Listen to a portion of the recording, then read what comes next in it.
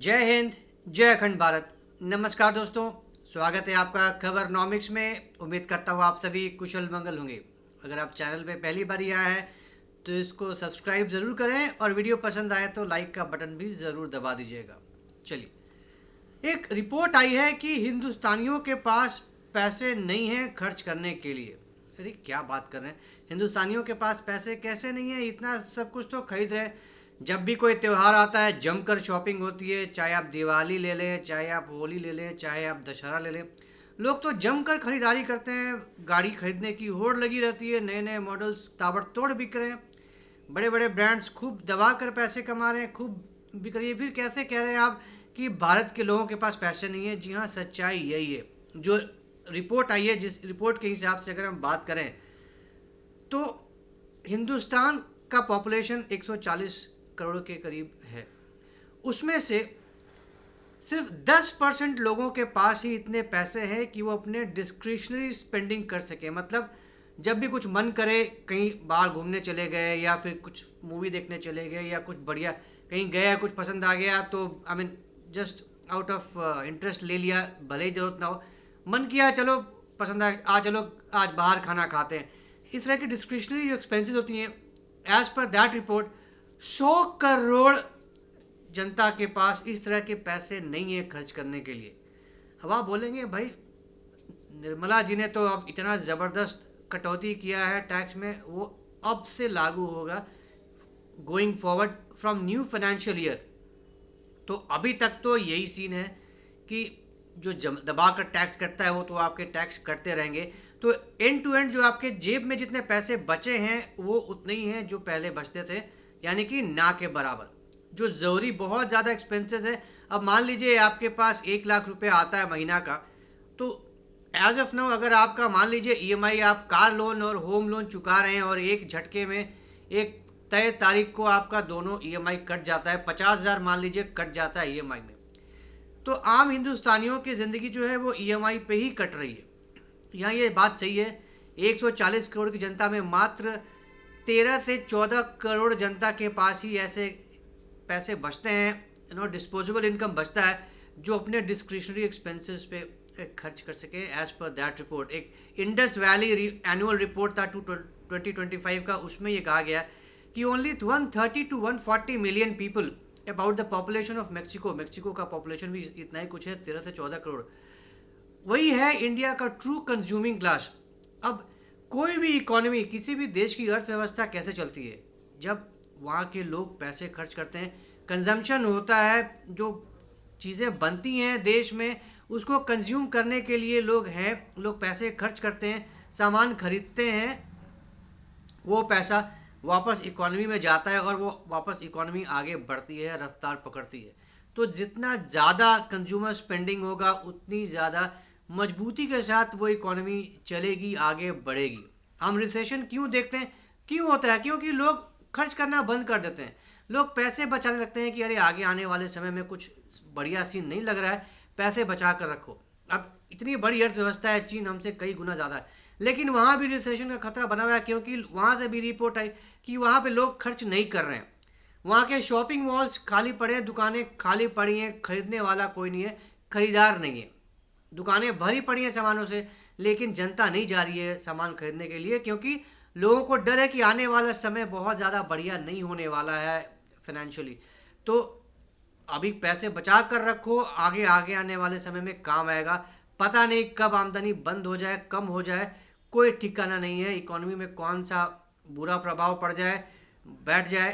तो इससे बेहतर यही है कि अपने एक्सपेंसेस पे, अपनी इच्छाओं पे कंट्रोल करो। आज की डेट में पैसे बचाओ, पैसे रहेंगे अपने पास, जेब में पैसे रहेंगे, बैंक अकाउंट में पैसे रहेंगे, तो फिर आगे चलकर जो ज़रूरत की चीज़ें हैं उस पर खर्च करने के लिए आपके पास पैसे बचेंगे। अब आप ईएमआई तो आप मिस नहीं कर सकते, अपने बच्चों की फीस तो आप ना रोक नहीं सकते, आप जाते हैं ऑफिस तो पेट्रोल के खर्चे तो आप रोक नहीं सकते, खाना पीना रोक नहीं सकते, दूध सब्जी भाजी आप रोक नहीं सकते।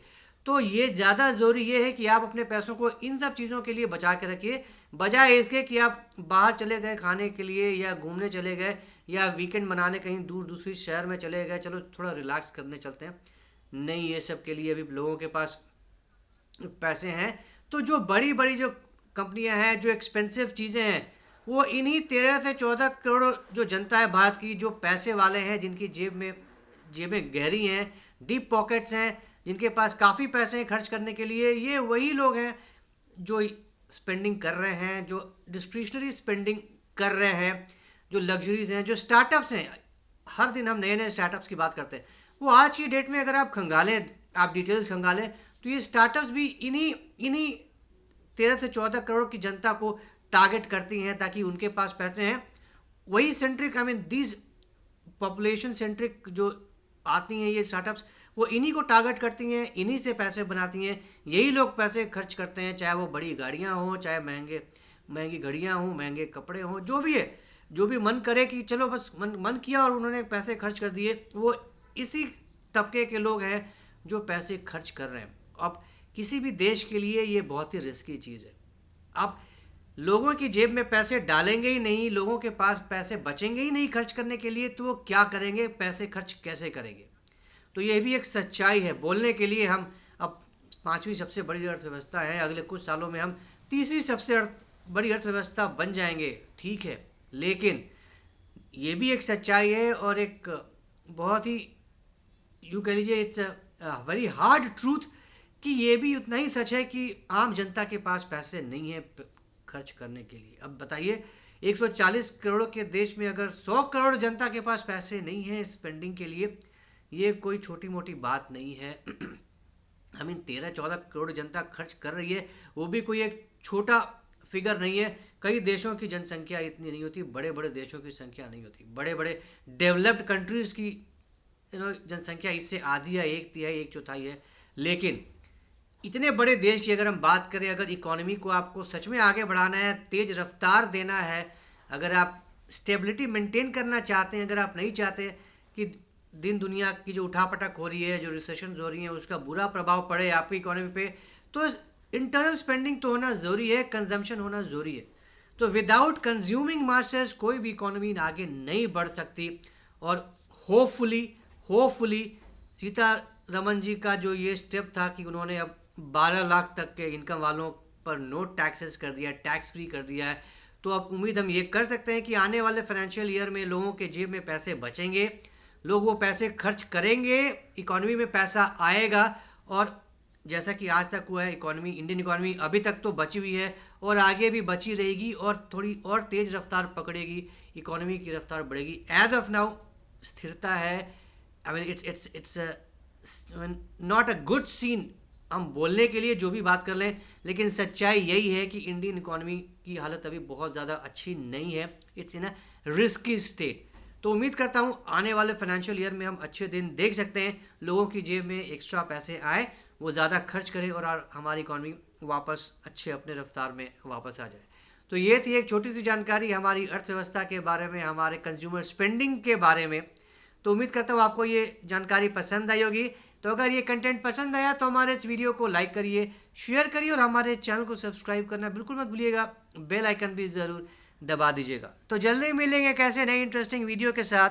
जय हिंद, जय अखंड भारत, नमस्कार।